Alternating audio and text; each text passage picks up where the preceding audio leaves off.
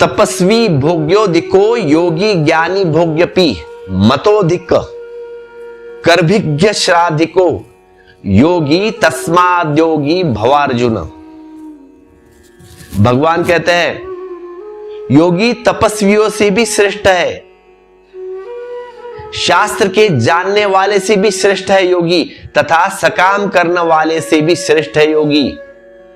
इससे हे अर्जुन, हे पार्थ, तू योगी हो। तपस्वियों से भी श्रेष्ठ, शास्त्र के ज्ञाताओं से भी श्रेष्ठ, सकाम कर्म करने वाले से भी श्रेष्ठ, ऐसा योगी अर्जुन तू बन। ऐसा कृष्ण का आदेश है। 3 से श्रेष्ठ कहा है भगवान ने, और चौथा बनने का आदेश दिया है अर्जुन को। हे पार्थ, तू योगी बन। अब ये 3 बातें कही है, उसे थोड़ा थोड़ा समझ ले आप। भगवान कहते हैं तपस्वियों से भी श्रेष्ठ है योगी। अब साधारणता ये बात जरा कठिन मालूम पड़ती है, तुमको जचेगी नहीं। तपस्वियों से भी श्रेष्ठ कैसा है योगी? क्योंकि तपस्वी दिखाई पड़ता है, तप करता है, दिखता है तुमको, ये प्रकट चीज है। लेकिन योग अप्रकट चीज है। तपस्या दिखाई पड़ती है, योग दिखाई नहीं पड़ता, क्योंकि योग अंतर साधना है और तपस्या बहिर् साधना है। क्या है तपस्या? कोई धूप में खड़ा होता है, कोई पानी में खड़ा होता है, कोई एक पांव पर खड़ा होता है, कोई उपवास रखता है 1 महीने का, 2 महीने का, कोई कांटों की शैया पर सोता है, कोई आग में चलता है। ये सारे दिखाई पड़ने वाले हैं। बहिर् साधना। तुम कहते हो ये क्या तपस्या है बाप, क्या बड़ा योगी है, बड़ा तपस्वी है। क्योंकि तपस्वी मूलतः शरीर से बंधा हुआ है। ये जो शरीर की तकलीफ दे रहा है ना, वो सबको दिखती है, तो ये शरीर से जोड़ा हुआ भोगी है। जैसे नॉर्मल लोग भोगी होते हैं काम के, जैसे एक स्त्री आभूषण पहनती है, भोगी है, गहनों का लालच, मेकअप करती है, आभूषण पहनती है, दिखाई पड़ता है ना उसका, परफ्यूम मारती है, पाउडर वगैरह लगाती है। आदमी लोग अच्छे अच्छे कपड़े पहनते हैं, सूट बूट, ये सब दिखाई पड़ता है। ये सब दिखाई पड़ने वाले बड़े बड़े फ्लैट लेंगे, मर्सिडीज में घूमेंगे,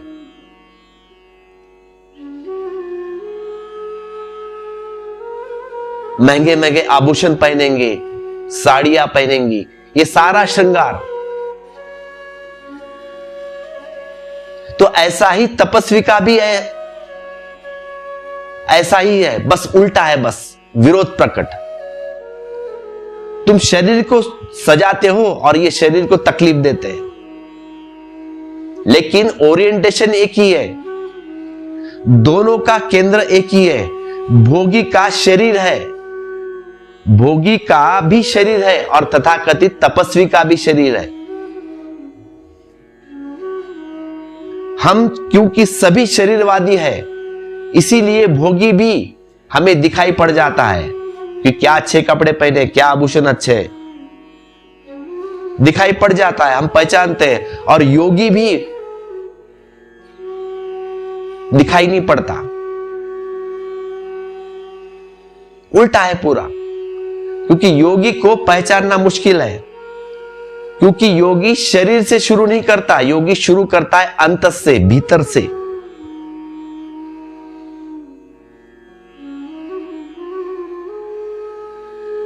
और तपस्वी क्या करता है?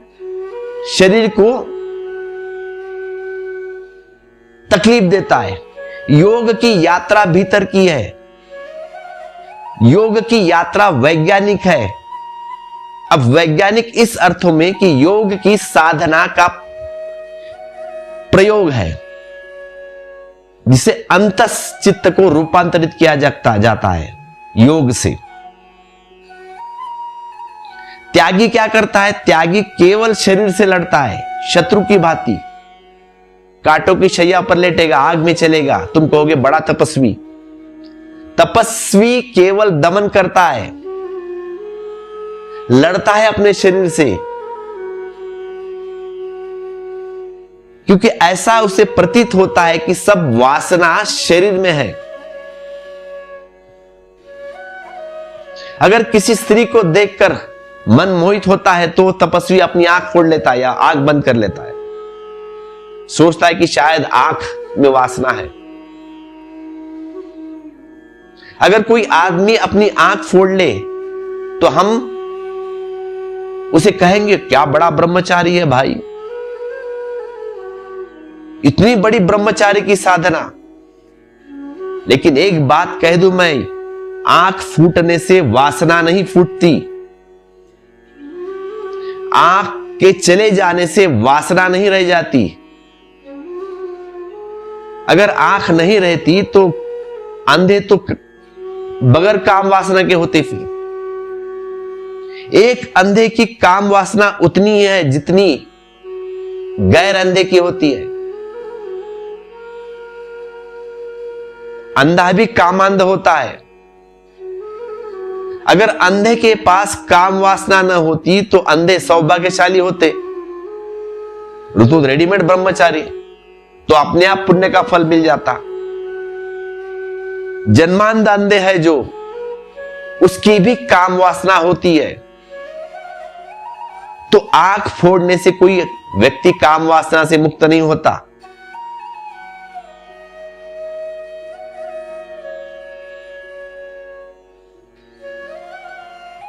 लेकिन योगी अपनी आंख नहीं फोड़ता, आंख के पीछे की जो वह ध्यान देने वाली शक्ति है उसे हटा देता है।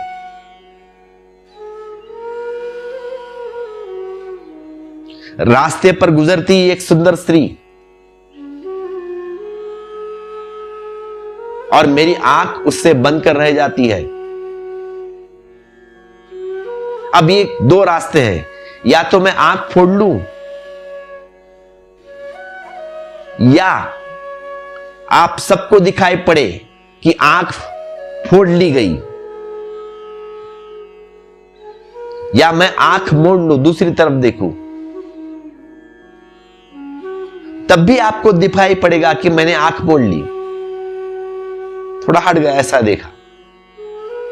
या मैं उल्टा रास्ता पकड़ूं, भाग खड़ा हूं वहां से और कह दूं कि मैं दर्शन नहीं करूंगा, मैं किसी स्त्री को नहीं देखूंगा,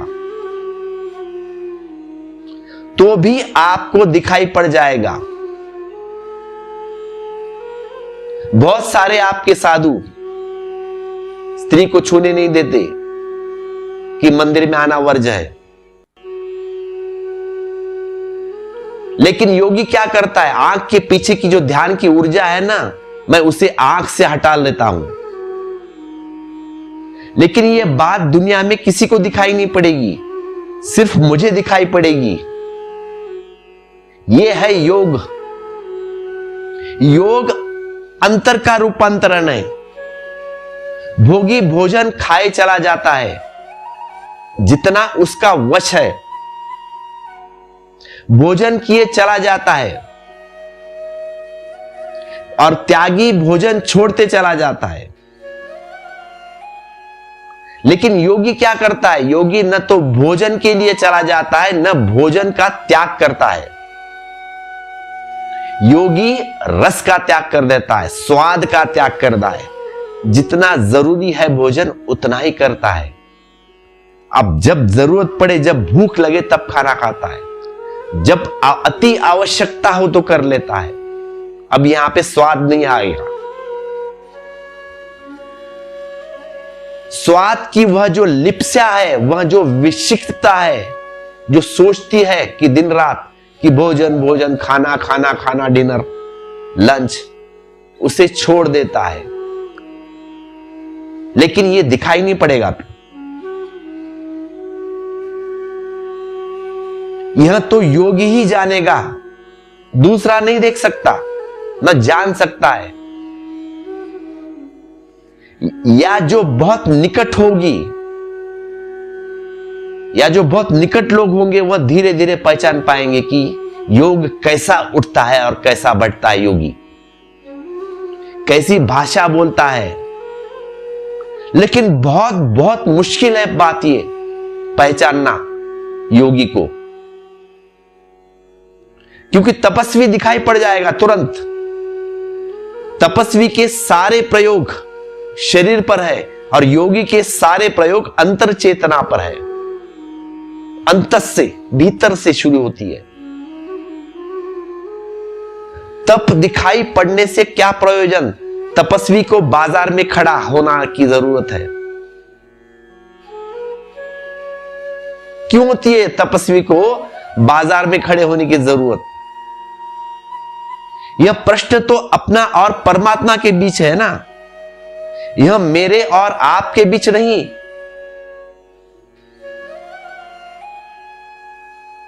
आप मेरे संबंध में क्या कहते हैं यह सवाल नहीं, मैं आपके संबंध में क्या कहता हूं यह भी सवाल नहीं, मेरे संबंध में परमात्मा क्या कहता है यह सवाल है। मेरे संबंध में मैं क्या जानता हूं यह सवाल है। और योगी की समस्त साधना अंतर साधना है। इसीलिए भगवान श्री कृष्ण कहते हैं अर्जुन को कि अर्जुन तू योगी बन। तपस्वी से महान है योगी अर्जुन, ऐसा कहने की जरूरत पड़ी होगी, क्योंकि तपस्वी सदा ही महान दिखाई पड़ता है, इसलिए कहा है भगवान ने।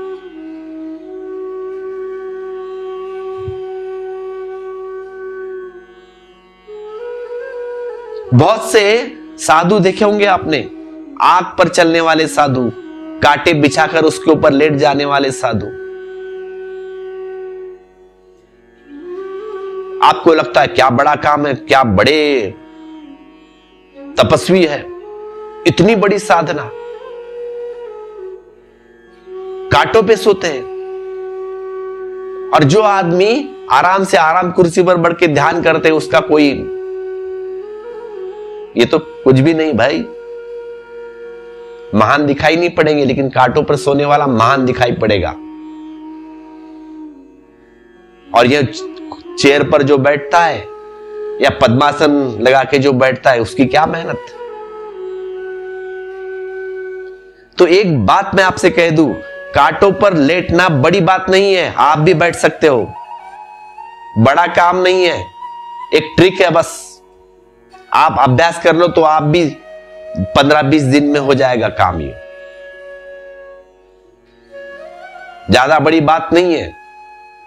आपको पता नहीं आपके पीठ के ऊपर ऐसे ऐसे बिंदु है जहां पर आपको पीड़ा नहीं होती। अगर सुई भी आपको चुभा दे वहां पे आपको चुभन नहीं महसूस होगी।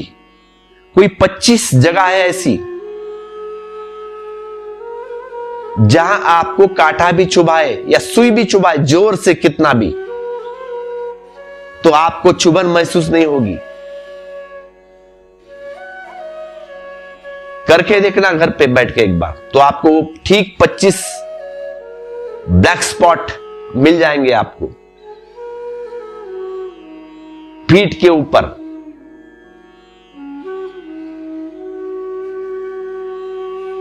एक ही दिन की बात है, छोटा छोटा छोटा पीठ के ऊपर चुभाना। पत्नी से कहो या भाई से कहो या छोटे बच्चे से कहो, जहां चुभ जाए वहां उससे बाजू वाला स्थान देखना। 2-3 घंटे की बात है, पूरा मिल जाएंगे ब्लैक स्पॉट, लगा लेना वहां पे मार्क, तुरंत पता चल जाएगा आपको कहां कहां पर ब्लैक स्पॉट है। तो ये सारी अभ्यास की जरूरत है बस। तो ये तथाकथित तुम्हारे जो साधु संत है ना, जो सोते कांटों के ऊपर, उनको ठीक ठीक से ब्लैक स्पॉट मालूम है कहां पे, वैसी ही वो शैया तैयार करते हैं और उस पर सोते हैं। तो आप हाहा बजा के ताली कर दो, क्या बड़ा तपस्वी।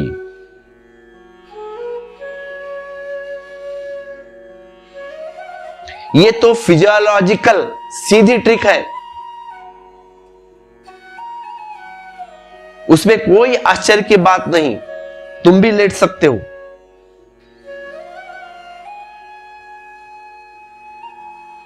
कोई कांटों पर सोता है, कोई कांच के ऊपर, कांच के टुकड़े टुकड़े छोटे करते हैं उसके ऊपर लेटते हैं और भीड़ इकट्ठा हो जाती है। कोई चाबुक लेके पीठ के ऊपर मारता है, वहां ऐसी जगह मारता है ब्लैक स्पॉट के ऊपर, उसको लगता ही नहीं कुछ। लेकिन जो आदमी आराम कुर्सी पर बैठा है या जमीन पर बैठा है मेडिटेशन करने शांत के लिए, तो उसको देखने भीड़ इकट्ठा नहीं होगी।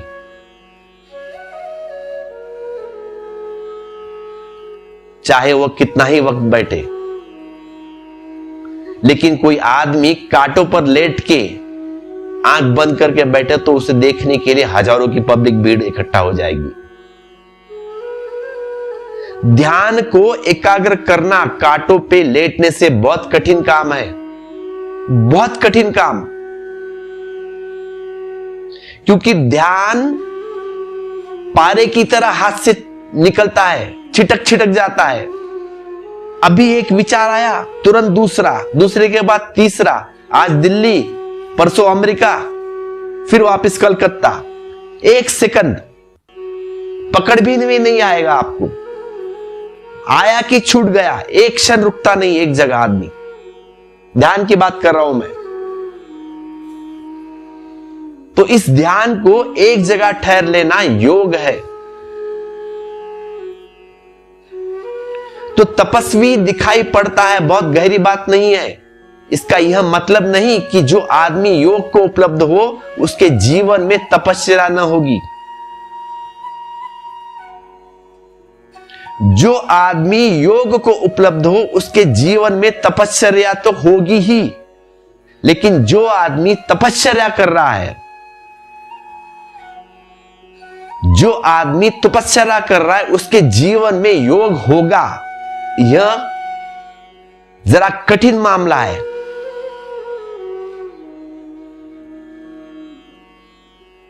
इसे जरा ठीक से समझ ले, ख्याल में ले ले आप।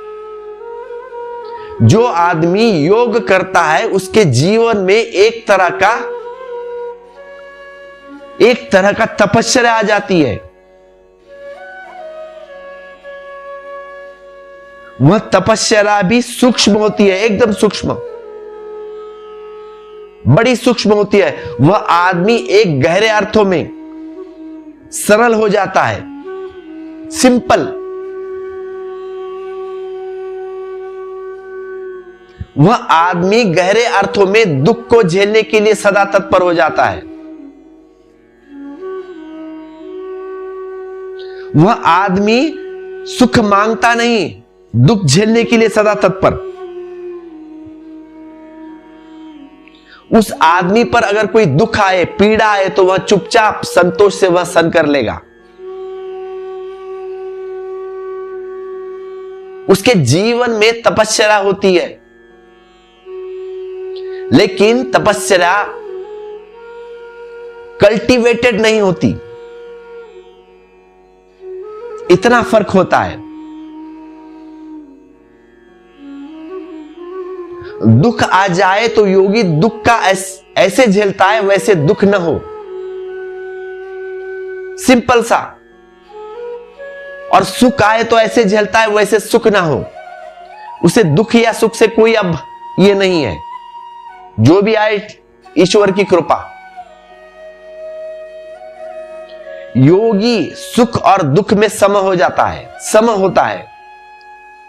और तपस्वी दुख आ जाए इसकी प्रतीक्षा नहीं करता। वह तो अपनी तरफ से दुख का इंतजाम करता है।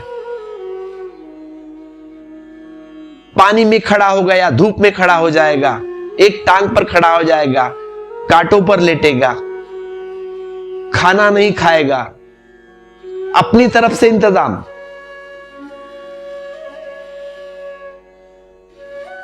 अगर एक दिन भूख लगी हो और खाना ना मिले तो योगी विक्षुब्ध नहीं हो जाता, बस भूख को शांति से देखता है, सम रहता है।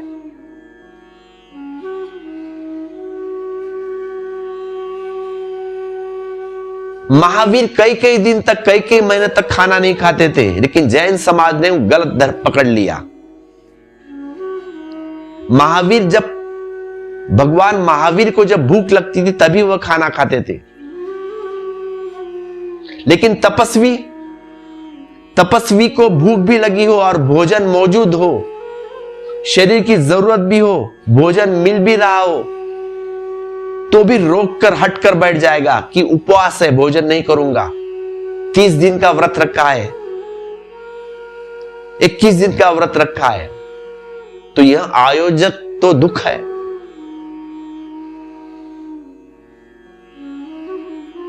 ध्यान रहे, भोगी सुख की आयोजना करता है और तपस्वी दुख की आयोजना करता है।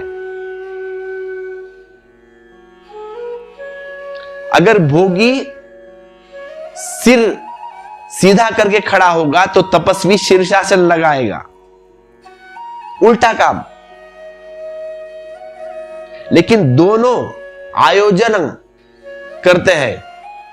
योगी आयोजक नहीं करता, वह कहता है प्रभु जो दे उसकी मर्जी। अब उसे समभाव में मैं लेता हूं, वह आयोजन नहीं करता योगी। वह कहता है अपनी तरफ से न सुख का आयोजन करता है न दुख का आयोजन करता है। अब परमात्मा जो करे सो करे। अगर खाना मिल जाए तो ठीक और ना मिले तो भी ठीक, मिला तो भी ठीक, ना मिला तो भी। तो उस मिल गए में शांति से ऐसे गुजार जाता है जैसे कोई नदी से गुजर जाता है और पानी न छुए, एकदम शांत ऐसा गुजरता है। जैसे कमल के पत्ते हो और पानी पर खिले, ठीक पानी पर खिले और पानी उनका स्पर्श ना हो, लेकिन आयोजन नहीं करता। तो ध्यान रहे, ऐसे भी चीज का आयोजन करना, ऐसे भी चीज का आयोजन करके मन को राजी किया जा सकता है। किसी चीज का भी आयोजन न करके, दुख का आयोजन करके भी दुख में सुख लिया जा सकता है।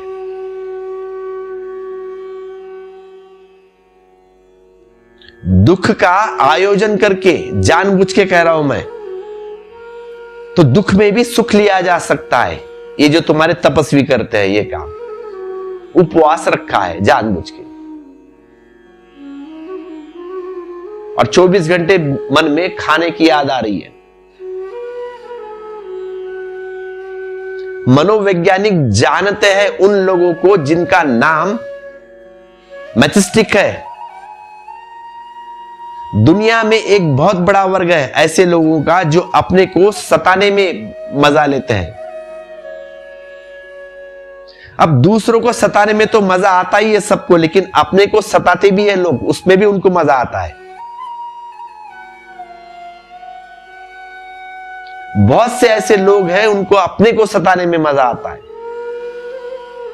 आप कहेंगे हमने तो ऐसा आदमी देखा नहीं जो अपने को सताने में मजा लेता है। तो ऐसे लोगों की बड़ी प्रगाढ़ मात्रा है जो अपने को सताने में मजा लेते हैं। अगर अपने को सताने में मौका ना मिल जाए तो वह लोग मौका खोजते हैं, तरकीब निकालते हैं, ऐसी ऐसी तरकीबें इजाद करते हैं कि दुख आ जाए, और जहां छाया में बैठ सकता था वह धूप में खड़ा होता है, फिर वहां जाके धूप में बैठ जाएगा। जहां उसे खाना मिल सकता था वहां जाके भूखा रह जाता है। जहां सो सकता है वहां जगता है। जहां सीधा रास्ता है सपाट तो सीधे रास्ते से नहीं जाएगा, कांटों पर चलेगा। क्यों नहीं? महावीर कांटों पे चले थे। उस वक्त रोड नहीं थे सीमेंट के या डांबर के। खुद को दुख देने से भी अहंकार की बड़ी तृप्ति होती है। खुद को दुख देकर भी पता चलता है कि मैं कुछ हूं, आई एम समथिंग स्पेशल। तुम तो कुछ भी नहीं मेरे सामने, तुम तो 10 दिन का उपवास किया, मैं तो 20 दिन का उपवास करता हूं, मैं तो 2 महीने का किया हूं, मैं आग पे चलता हूं, तुम क्या हो मेरे सामने? मैं इतना दुख झेल सकता हूं, मैं इतना त्याग करके आया हूं, तुम तो कुछ नहीं किया। यह जो स्वयं को दुख देने की वृत्ति है, यह दूसरों का दुख देने की वृत्ति का उल्टा रूप है। चाहे दूसरे को दुख दे, चाहे अपने को दुख दे, असली रस तो दुख में है ना। इसीलिए भगवान श्री कृष्ण कहते हैं तपस्वी से योगी बहुत ऊपर है। इसीलिए हे अर्जुन, हे पार्थ, हे सखा, तू योगी बन,